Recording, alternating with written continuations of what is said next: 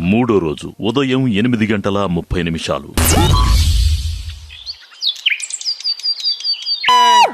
Good morning Bigg Boss. ఉదయం 8:45. జీవితం అనేది ఎంపికల మీద ఆధారపడి ఉంటుంది. మీ ప్రతి ఎంపిక పర్యవసానం ఉంటుంది. అంటే జీవితంలో మనం చూస్ చేసుకున్న దాన్ని బట్టి ఉంటుంది.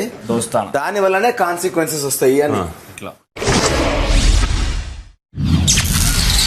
ఉదయం 9. ఎవరా క్యాండిడేట్? నువ్వేనా?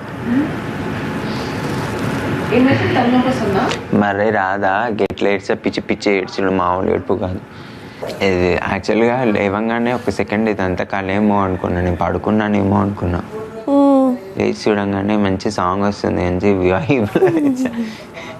పృథ్వీ మొఖం చేయగానే అబ్బా ఇది కొంపలో ఉన్నాడు ఎక్కడికి పోలేరా అనిపించింది. ఓహో నీకే ఉంది అయితే.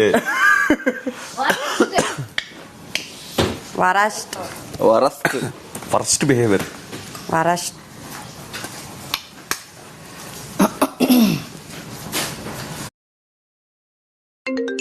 అరే ఇప్పుడు అది వేసుకున్నావు నువ్వు, అది ఫేస్ వాష్. అది ఎవర్రా నువ్వు? ఫేస్ వాష్ టూత్ పేస్ట్ అనుకుని ఫేస్ వాష్ చేస్తున్నాడు. 2-3 days నుంచి అలాగే బ్రష్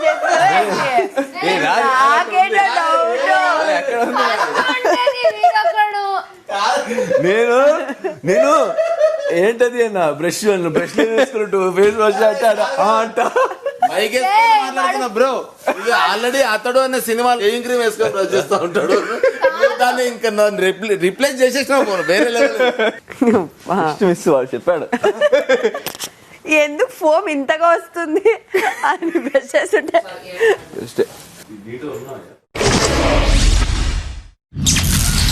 ఉదయం 9:45.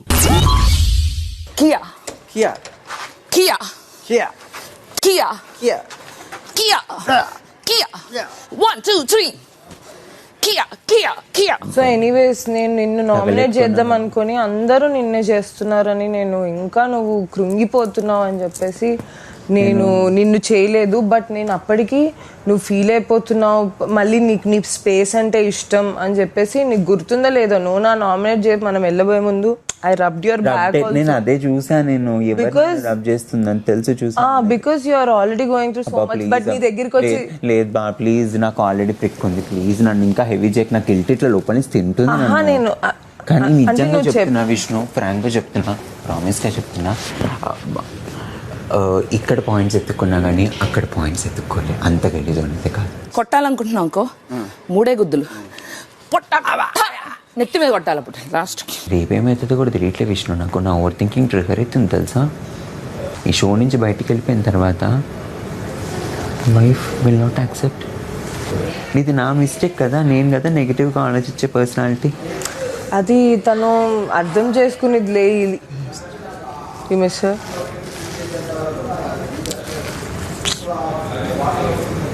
బట్ లైఫ్ ఏమవుతుందో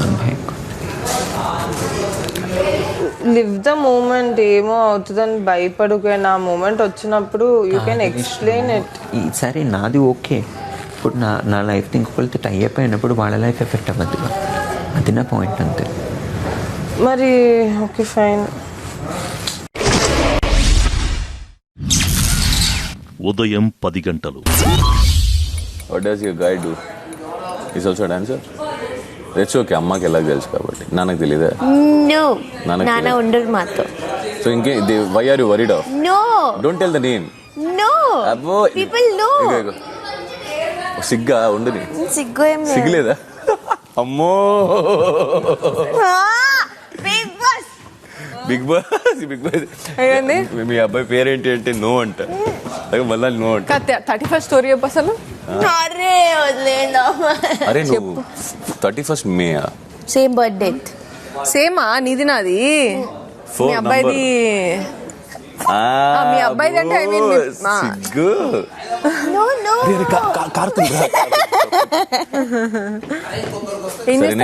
నేను నేమ్ చెప్తా ఉంటా, నువ్వు గెస్. గెస్సింగా ఏ లేజీ No. ఉదయం 10:15 ఆల్రెడీ చాలా స్పేస్ తీసుకుందాం. అవును. సో అందరికి అలవాటు అయింది నువ్వు స్పేస్ తీసుకోవడం. సో నీకు ఎప్పుడు స్పేస్ కావాలంటే కూడా నువ్వు స్పేస్ తీసుకో, కానీ మాట్లాడితే అది కొత్తగా ఉంటది. ఆల్రెడీ నువ్వు స్పేస్ తీసుకున్నది అందరు చూసేసారు, కలవడం చూడాలి. కాదు, ఫస్ట్ లంచ్ డిసైడ్ చేయరా? ఏదో ఏం చేద్దాం అనుకుంటున్నారు? ఆకుకూర ఉంది ఒకటి, పాలకూర కొంచెం ఉంది, గోంగూర కొంచెం ఉంది, మటన్ అయితే సీత చేస్తా. మటన్ ఫ్రై చేద్దాం. Thank you Bigg Boss, thank you నాకు ఈ ఆపర్చునిటీ ఇచ్చావు. బ్రేక్ఫాస్ట్ డిపార్ట్మెంట్ అయిపోయినాక 2 గంటలన్న గ్యాప్ ఇవ్వాలిరా లంచ్కి. బ్యాక్ టు బ్యాక్ కిచెన్ అయిపోతుంది. నేను అదన్నా వద్దు, బ్రేక్ఫాస్ట్ తినాలనుకున్న వాళ్ళు తినేయండి, మళ్ళీ ఇమీడియట్లీ గంటలో మేము బ్రేక్ఫాస్ట్ తినలేదు కాబట్టి లంచ్ అంటే అవ్వదు. బ్యాక్ టు బ్యాక్ ఇంక పనే సరిపోతుంది కిచెన్ లోనే. అండ్ అలా ఉంటదంటే I think you have to put your hand down and say this is not right. I observe that kitchen duty non stop చేస్తున్నారు వాళ్ళు, బ్రేక్ఫాస్ట్, లంచ్, డిన్నర్. ఉదయం 11 మనకంటే అందరు టార్గెట్ చేసి ఆయన ఏడ్చేసి ఆయన నాతో చెప్పుకున్నాడు కాబట్టి ఆయన మైనస్ చేశారు. నెక్స్ట్ అందరు పాయింట్ నిన్న దట్ ఇండివిజువల్ కుకింగ్ ఆ పాయింట్ మీద I wanted to nominate you again. అందరూ అదే పాయింట్ మీద, మళ్ళీ అందరు అదే పాయింట్ మీద గుచ్చి చంపద్దు అంత అని చెప్పేసి నాకు ప్రతి నామినేషన్ కి పేర్లు నెక్స్ట్ ఏం పట్టాలి ఎవరిది సరే ఇదంతా పక్కన పెడితే నాకు సోనియాది అసలు అందరినీ మాట్లాడనివ్వకపోవడం, కట్ చేసేయడం, వాళ్ళ పాయింట్ ఆఫ్ వ్యూ పెట్టించుకోవడం. తను నార్మల్గా ఇక్కడ బయట బాగుంటుంది కానీ అక్కడ యుద్ధ భూమిలో తను చేసే యుద్ధం నాకు నచ్చట్లేదు, అది కరెక్ట్ యుద్ధం అనిపించలేదు. అందుకే ఇంకా సోనియా. ఉదయం 11:15 నేను చెప్తున్నా కదా, నువ్వు మాట్లాడిన ప్రతి మాట అందరికి నచ్చదని కాదు, నచ్చుతుందని కాదు. నువ్వు అనుకుంటున్నావు నచ్చుతుందేమో. నువ్వు ఎవరైతే నచ్చుతారనుకుంటా వాళ్ళు నచ్చరేమో. అట్లా దిస్ ఇస్ నాట్, మనకు తెలియదు బయట మెంటాలిటీస్, మనం గెస్ట్ చేయలేం. నేను నీలాగా యాక్సెప్ట్ చేసే వాళ్ళు వస్తారు, మారితేనే ప్రాబ్లం, షిఫ్ట్ అవుతేనే ఆడియన్స్ షిఫ్ట్ అవుతారు. నువ్వు ఒకేలా ఉంటే ఏం కాదు. అంటే నేనేమైనా నా వాయిస్ పైన వర్క్ చేయాలా లేకపోతే డార్లింగ్ అంతే కదా? అసలు ఎవరిని అడగద్దు, నువ్వు కింగ్. అంటే నేనైతే నాకు రైట్ అనిపిస్తున్నా. కాన్ఫిడెన్స్. సోనియా దగ్గర అక్కడ కూర్చొని ఉన్నప్పుడు వాయిస్ పైన వర్క్ చేయాలి నబీల్, నువ్వు డార్లింగ్ వినిపిస్తుంది సరే అని చెప్పి ఊకున్నా. ఒక మాట చెప్తా, రకరకాల మంది రకరకాల ఇన్ఫ్లుయెన్స్ చేయడం ట్రై చేస్తాను, బట్ అవ్వద్దు, ఏం అవసరం లేదు. అర్థమైనట్టు ఇలా ఉండు. ఇప్పుడు నేను ఒక విషయం చెప్తాను, బేబక్ ఉంది కదా పాప, ఆవిడ మంచిగానే ఉండేది.